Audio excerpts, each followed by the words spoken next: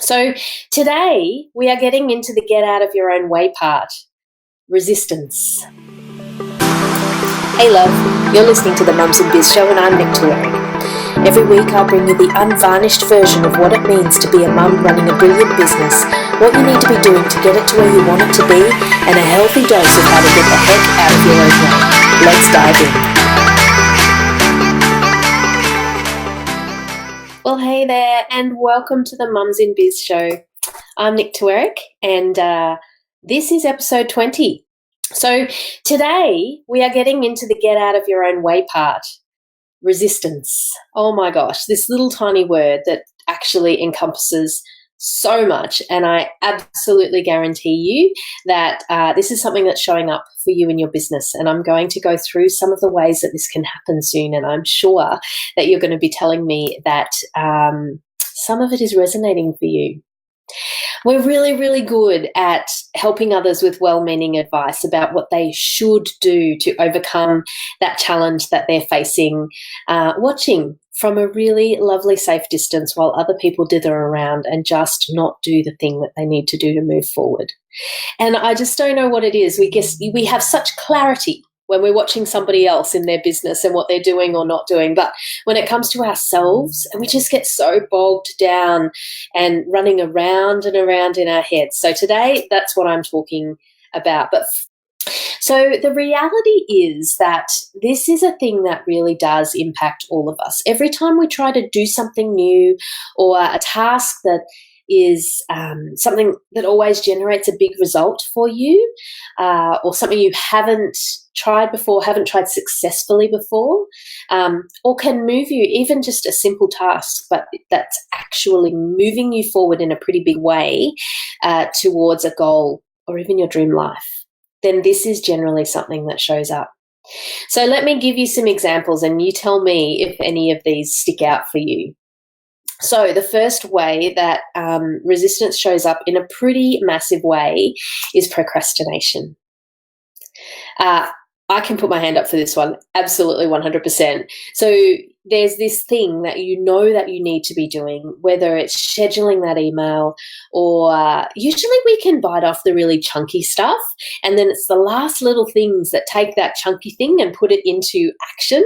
Like maybe you've recorded your videos, but you haven't actually sent them out to your list, or maybe you've written the blog, but you haven't actually posted it on your website. All those little things we tend to put off because they're the things that actually are going to move us towards getting a result. Anybody else can relate to that?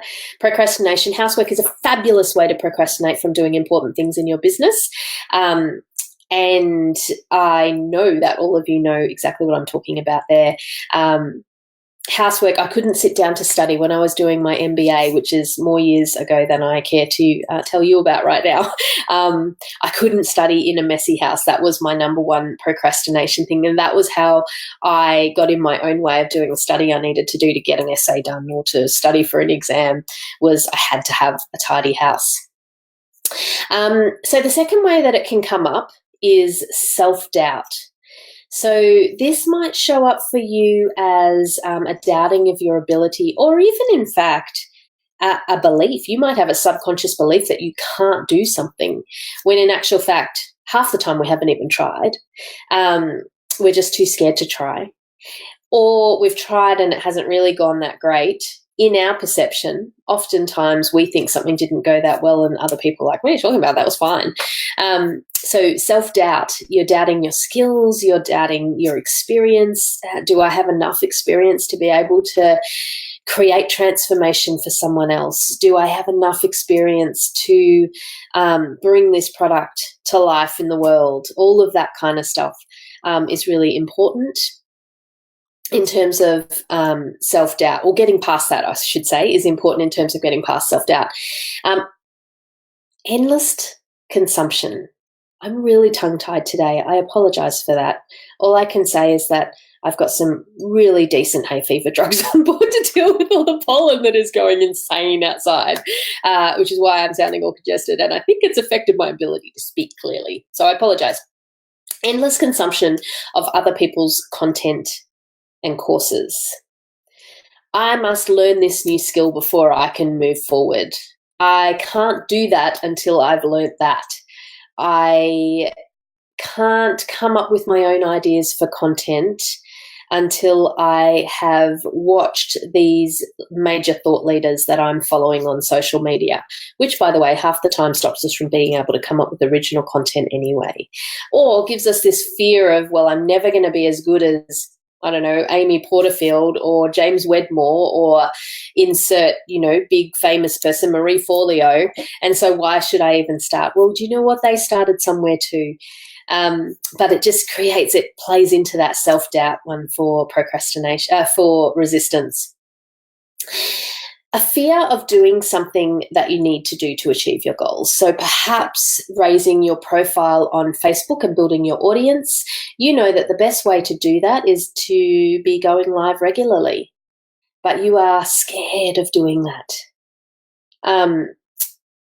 The fear is genuine, but what happens is this natural resistance, and I'm going to tell you what it is in a minute and why it happens, actually amplifies the fear. And so it becomes this insurmountable thing that we are too terrified to even try. It's the same deal when you sit down and try and write some copy and all words run out of your head and you can't, write the blog or the email or a response to a customer, when normally you write this stuff all the time.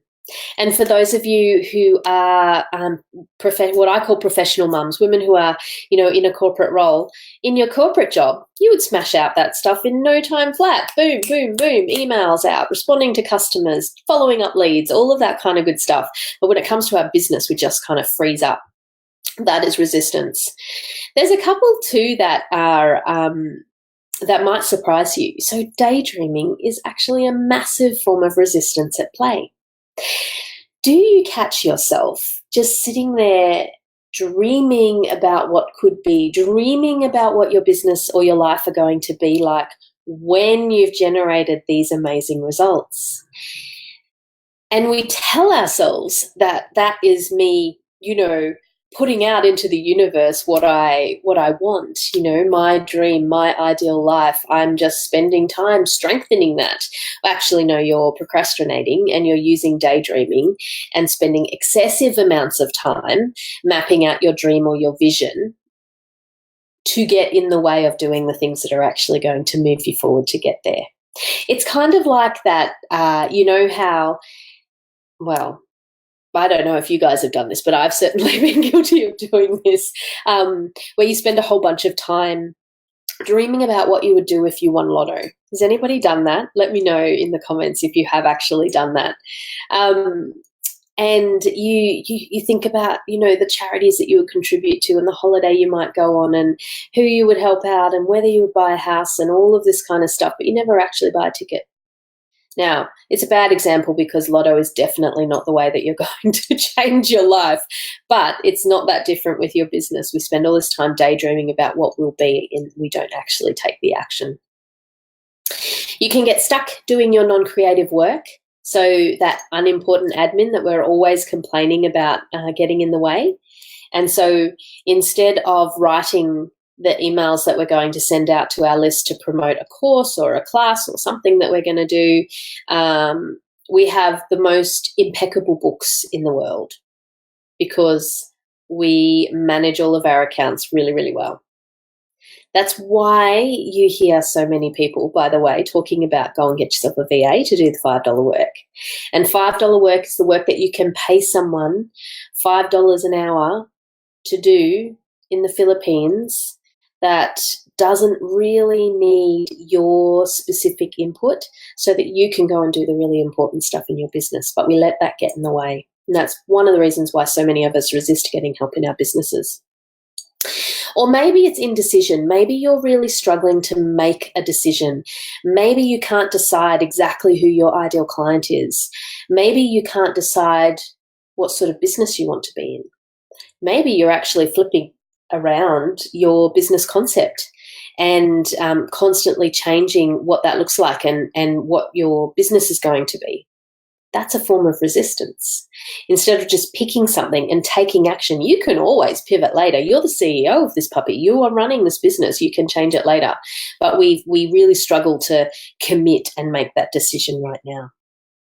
So go ahead, let me know in the comments which ones of those show up for you in terms of resistance. Procrastination is definitely one for me. In fact, that's probably my main one these days, mostly because I know to look for them. And now you do too, okay? And the first thing that I'm going to say, and this is really important, so listen up, there is nothing wrong with you.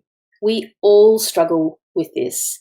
In fact, if you go and listen to some of the more open podcasts that Amy Porterfield has put out over the last 12 months, even people like her really struggle with different elements of taking the right action in their business, especially when it's something new. Everybody struggles with it. So let me tell you why. Let me tell you why this is an issue. Resistance is about physiology, actually. You know, there's this part of your brain, the reptilian part of your brain that sits at the back here. We've got all the clever, you know, more evolved frontal cortex and all of that good stuff. And then there's the amygdala. That's the reptilian part of your brain. It's the oldest part of your brain. It sits at the base and it controls fear. It controls your fight or flight response. So if you get yourself into an adrenaline-producing situation, it's the part of your brain that helps you either get the physiological response that you need to fight, to survive and keep safe, or flee and run away, also to keep safe, okay? And so that part of your brain, we don't really live in a fight or flight type of society anymore. We aren't cave people. We aren't running away from bears and woolly mammoths and other crazy cave people. We really live in this, you know, first world society for the most part. And so the amygdala can't distinguish between fear and discomfort and real danger. And so it starts to play in. So it's hard. Your brain is hardwired to protect you. That's what it's all about. And so that includes naturally resisting change that moves us towards something that is different to what we have now. Because as far as the amygdala is concerned, this is comfortable. Thank you very much. I know what to expect. I know what's going to happen. I know what I need to do in each of these situations in this little sphere of my world here. And I'd quite like you to stay right here. Thank you very much. Even if what we're trying to move towards is better, greener pastures, if you will. Obviously, we're always trying to move ourselves forward. We're always trying to strive for more, for better, for different. It's just that there's this part of our brain and we have to train it to be more comfortable with discomfort, because usually, even though we're moving towards a better reality in that world, we are going to need to be someone different, either to get there or to stay there, especially as it relates to your business. And because growing a business is something that is so personal, and I believe as mums in business, it's so integrally tied to our core identity, how we perceive ourselves, the impact that we want to make, the way that we show up, we allow it to mean so much more to us. We are emotive beings. That's how we exist. But we attach that emotion to all of the outcomes, which is a whole nother topic. I'm not going to try and go into all of that today. But suffice to say, it requires us to be something else and be uncomfortable, and our brain, well, it's not very happy with that. So this usually happens with something that matters. So it might be forming new habits in health and wellness goals. How many of you, I've got like both hands up with a hell yes on this one, struggle to stick to forming new habits for health and wellness? We don't want to be discomfort. We don't, or in discomfort, I should say. We don't want to feel like we are missing out on things. We don't want to put in the hard work that is required to get us back to a place of health and wellness. And so resistance massively shows up in there, as well as a bunch of other mindset issues that are plaguing us. Working on a new project is another one. Changing the direction of your business. So some of you might be going along in a particular direction, knowing that actually you need to pivot slightly. You need to shift things, and we put it off. And it only brings more pain in the end. And I know that from firsthand experience for not pivoting quickly enough. But there you are, resistance gets in the way of that. And so your brain has this deeply ingrained path that it follows to move you away from perceived discomfort. And it takes really deliberate and determined focus and action to shift your thinking to a space of action and resiliency. Is this making sense? So what we're experiencing is resistance, all of those different ways that it's showing up. But what we want to be experiencing is really empowered action moving forward, isn't it? We don't want to feel like that. I don't want to feel heavy at the thought of doing the creative work in my business, the writing of emails, the marketing material, the showing up live, all of that kind of stuff. I don't want to feel like that. I want to feel empowered and I want to feel energized. And I know that you do too. You want to feel like you're moving towards the action and the outcome that you're looking for in your business, okay? And so now we know why this is happening, because actually it's really unfair, don't you think? We're like hardwired to resist ourselves moving forward. So what I want to talk to you then is, what are some simple things that you need to have happening to make it better, okay? So let's overcome this resistance together. So the first thing, and actually this sounds really, really simple, but it takes practice to realize that it's going on, is we need to recognize that it's there. And there are so many different techniques that we can use to do that. But knowing even what that resistance looks like for you is really important. Knowing what it feels like when resistance is getting in your way is really important. You need to be able to recognize when you are struggling with it so that you can put things in place to get past it. And this comes with being incredibly strong in your mindset and in your belief of yourself and your skills and your business and the fact that you are going to get to where you're going to. So you need to have that. So for me, it's procrastinating doing something that's going to put me out there. Well, it used to be. It's not so much these days, actually. But we find that we avoid doing a thing that we find boring or drain our energy, or we plan too many things and let go of the important things because they fall too far down the priority list for the day. We need to recognize when we're doing that. That's the first thing that you need to get in place.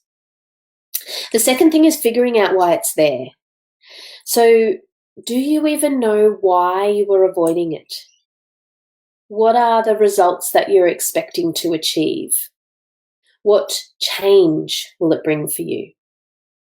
What is it saying about your fears? Maybe it's playing back into your fears, which is usually playing back into subconscious beliefs that we're holding about ourselves. Do you know what those are? Have you done the exercises to figure out what those are? It's one of the things that I work through with my students in Conflicted to Confident, actually. We spend a lot of time on this. Like, why is resistance there? Knowing it, being able to recognize it, knowing what is driving it to be there in the first place helps you then be able to move forward and get past it and take that action and actually start to feel really empowered as a CEO of your business, yeah? So just explore it a bit. Does it really matter? Why are you worried about it? It's really important to do reflection at this point into what's holding you back so that you can take action in the most effective way too. For me, I find that journaling my reflections is really helpful. Talking through with my coach, they're all great ways to get to the bottom of what's really bothering me. But figure out why that resistance is there is one of the other thing that you have to have in place. And then the final thing is, what is the action that you're going to take? Now, this is not always about, that feel the fear and do it anyway kind of call, okay? That's not what I'm saying. Sometimes you need to listen to what's stopping you. Maybe it's not the right timing. Maybe it's not resistance. Maybe it's your instincts. So the more self-aware that you are able to be, the more confident you are able to be in listening to yourself and observing what's going on for you, the better you will get at recognizing this and being able to move forward. Okay, is it my intuition saying, not sure that this is what we need to be doing right now? You usually know what you need to be doing. We get out of practice of listening and trusting ourselves. Okay, maybe you're not feeling that the thing that you need to do is really in line with how you want to show up in your business. Maybe you've decided that the thing that you need to do is actually just copycatting someone else in their business and what is working for them. So do listen to it, okay? But sometimes it is about feel the fear and do it anyway, okay? So spend a little time re-energizing yourself. Spend a little time trusting yourself, listening to yourself, following your instincts, and then think of an action that you need to take. Are you just going to rip the Band-Aid off and get the thing done? Are you going to, like we play little games with ourselves, and I do this sometimes. I'm not going to let myself go and get that cup of tea until I finish this email, for example, because I can feel my bum bouncing off the seat way too often to go and do all the things that my brain keeps finding because I don't want to be doing what I'm doing. Okay? So think of the action and then do it. Set yourself a reward, a little mini challenge, an accountability day with someone. If it's a big thing, get an accountability buddy, work through it with your business coach, whatever that might be, or with your clients. Sometimes the best way is to engage a client in something, because then you're going to show up, because you wouldn't let a client down. Okay? All right. So let me recap that. Some simple strategies. These are the things you need to have in place to be able to deal with resistance.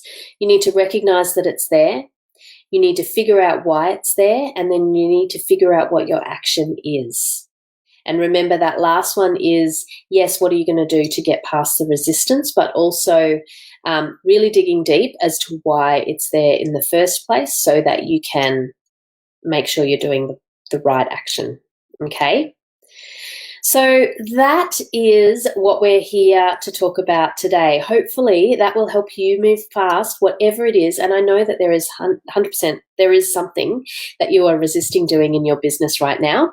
So hopefully that gives you some food for thought about what you're going to be doing. Now, remember, the 5-step framework to confidently creating a consistently profitable business is my brand new masterclass, and I am launching that in a couple of weeks. So go ahead and sign up for that. I cannot wait to share this content with you.